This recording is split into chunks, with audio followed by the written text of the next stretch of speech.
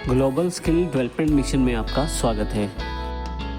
Formulas में next option जो हमारे पास अवेलेबल है उसमें मैथ और ट्रिग्नोमेट्री के फंक्शंस अवेलेबल हैं।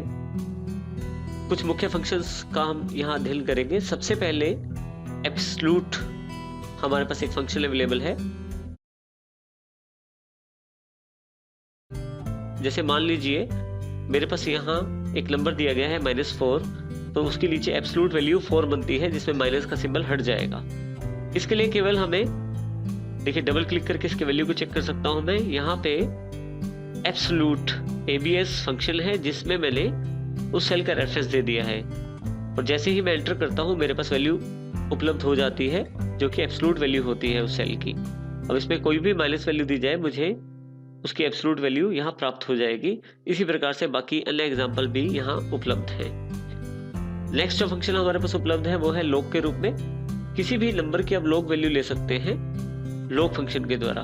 मान लीजिए नंबर 8 है जैसे, और इसकी लॉग वैल्यू चाहिए, तो यहाँ पे मैंने लॉग फंक्शन टाइप कर रखा है। लॉग फंक्शन में 2 आर्गुमेंट हैं। सबसे पहले नंबर या रेफरेंस, जैसे कि मैंने ये नंबर C3 का जो रेफरेंस प्रोवाइड किया है यहाँ पे, और जो वैल्यू चाहता हूँ मैं 2 के बेस पे चाहता हूँ। तो जैसे ही मैं एंटर करता हूँ मेरे पास 3 अवेलेबल हो जाता है जो कि 8th की लॉग वैल्यू उपलब्ध करवाता है। इसी तरह से नेक्स्ट फंक्शन है पावर।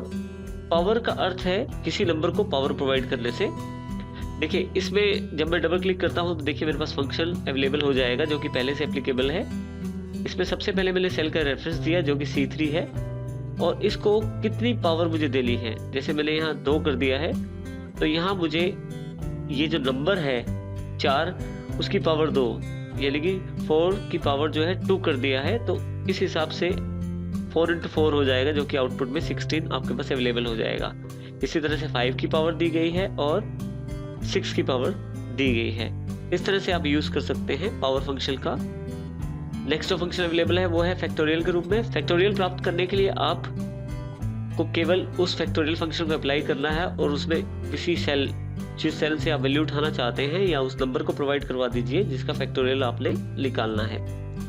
जैसे यहाँ मैंने फैक्ट फंक्शन लिया है, उसके अंतर्गत मैंने F2 जो कि वैल्यू बैठती है 5 की, F2 सेल है जो कि सेल रेफरेंस प्रोवाइड करवा दिया है जिसपे इस वक्त वैल्यू है 5। जैसे ही मैं एंटर करता हूं मेरे पास उसका फैक्टोरियल यानी कि 120 अवेलेबल हो जाएगा। फैक्टोरियल नंबर का अर्थ होता है कि फैक्टोरियल नंबर 5 × 4 × 3 × 2 × 1 यानी कि 5 का फैक्टोरियल निकालना है तो 5 से लेके 1 तक वो सबको गुना करेगा। इसी तरह से 4 का फैक्टोरियल निकाला गया है और 3 का फैक्टोरियल भी निकाला गया है। नेक्स्ट फार्मूला जो हमारे पास अवेलेबल है वो है रैंडम के रूप में। रैंडम का अर्थ है कोई भी एक नंबर रैंडमली आपको प्रोवाइड करवाना। रैंडम फंक्शन के लिए हमें सबसे इक्वल RAND रैंडम और ब्रैकेट ओपन और क्लोज। यदि आप यहाँ ध्यान दें तो इसके ब्रैकेट में कोई भी आर्गुमेंट नहीं दिया जाता। जैसे ही यहाँ मैं एंटर करता हूँ तो क्योंकि मैंने कोई भी आर्गुमेंट या कोई भी नंबर पास नहीं किया तो बाय डिफॉल्ट ये 0 और 1 के बीच कोई भी एक नंबर जनरेट करके मुझे देगा। जब भी आप ये एंटर करते हैं हर बार आपको अलग नंबर यहाँ अवेलेबल होगा। ठीक है, यदि आप चाहते हैं किसी स्पेसिफिक रेंज में से नंबर उठाना तो रैंडम फंक्शन को अप्लाई करें, उसको मल्टीप्लाई कर दें उस पर्टिकुलर नंबर की रेंज तक। जैसे मैंने यहाँ 5 से मल्टीप्लाई कर दिया है। इसका अर्थ है कि 0 से लेके 5 के बीच ये नंबर वेरी करके मुझे दिखाएगा रैंडमली। देखिए जैसे एंटर करता हूँ ये नंबर अलग है, ये नंबर फिर से अलग है। इस तरह से हर बार नंबर जो मिलेगा अलग मिलेगा। इसी प्रकार से फिर से हमारे पास एक और एग्जांपल है जिसमें 10 तक की रेंज दी है, जिसमें 0 से लेकर 10 तक वेरी करेगा रैंडम नंबर। देखिए यहाँ नंबर अलग है। जैसे मैं एंटर करता हूँ अब केवल नंबर कुछ और है, अब की बार कुछ और है। रैंडम फंक्शन आपको एक रैंडम नंबर प्रोवाइड करवाता है। अगला फंक्शन हमारे पास है रैंडम बिटवीन के रूप में।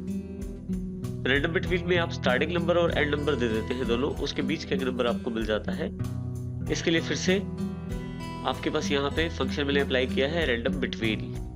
पहला आर्गुमेंट स्टार्टिंग नंबर बताता है और दूसरा आर्गुमेंट उसका एंड नंबर बताता है। जैसे ही आप एंटर करते हैं एक नंबर आपके पास अवेलेबल हो जाता है, जैसे यहाँ 7। फिर से दोबारा अगर मैं फार्मूला को ओके करता हूँ अब की बार 5 नंबर। इस तरह से हर बार अलग अलग नंबर आपके पास अवेलेबल हो जाएगा रैंडम बिटवीन के साथ। इस तरह से आप रैंडम बिटवीन का प्रयोग कर सकते हैं अलग अलग नंबर प्राप्त करने के लिए स्टार्टिंग और एंड नंबर के द्वारा। अगला फंक्शन जो हमारे पास अवेलेबल है वो है सम इफ के रूप में। सम इफ बहुत ही महत्वपूर्ण फंक्शन है।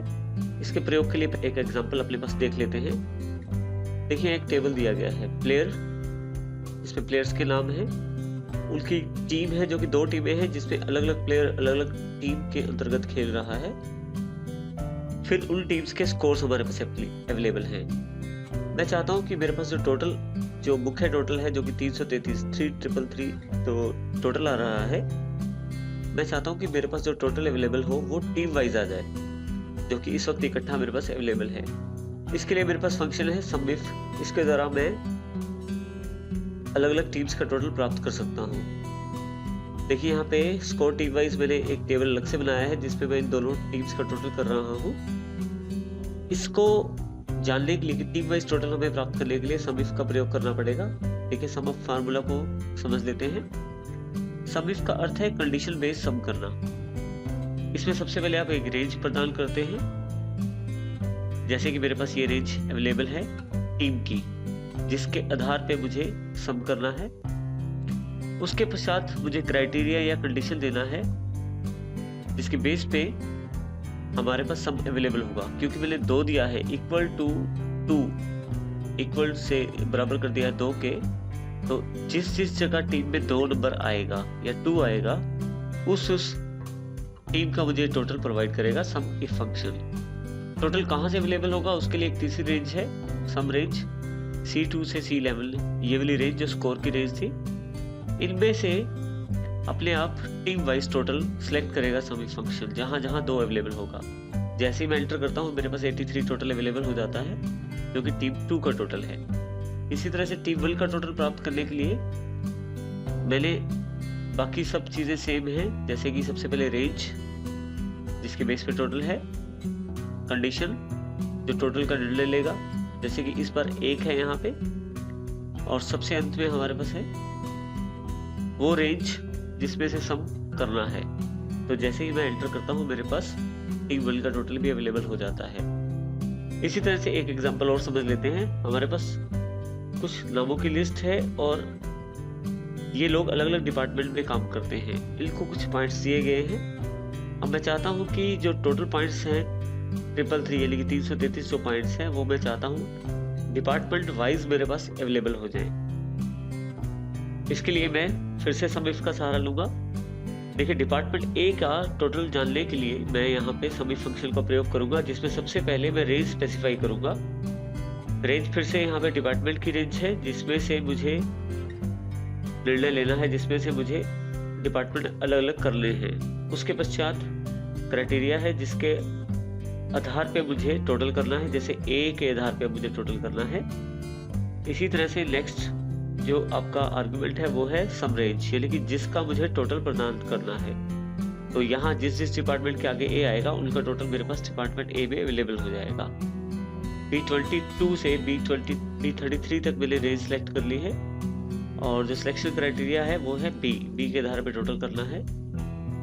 यहाँ मेरे पास सम की रेंज अवेलेबल है, जहाँ जिस फील्ड का मुझे सम करना है उस फील्ड की जानकारी मैंने दी है।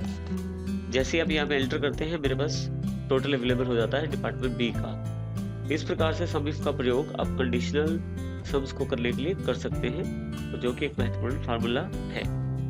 फंक्शन लाइब्रेरी में अगला जो फंक्शंस हमारे पास अवेलेबल है मोर फंक्शंस के रूप में। इस तरह आप अपनी रिक्वायरमेंट के अकॉर्डिंग कैटेगरी सेट करके उसके बहुत सारे फंक्शंस अवेलेबल हैं, अपनी आवश्यकता अनुसार उनका प्रयोग कर सकते हैं।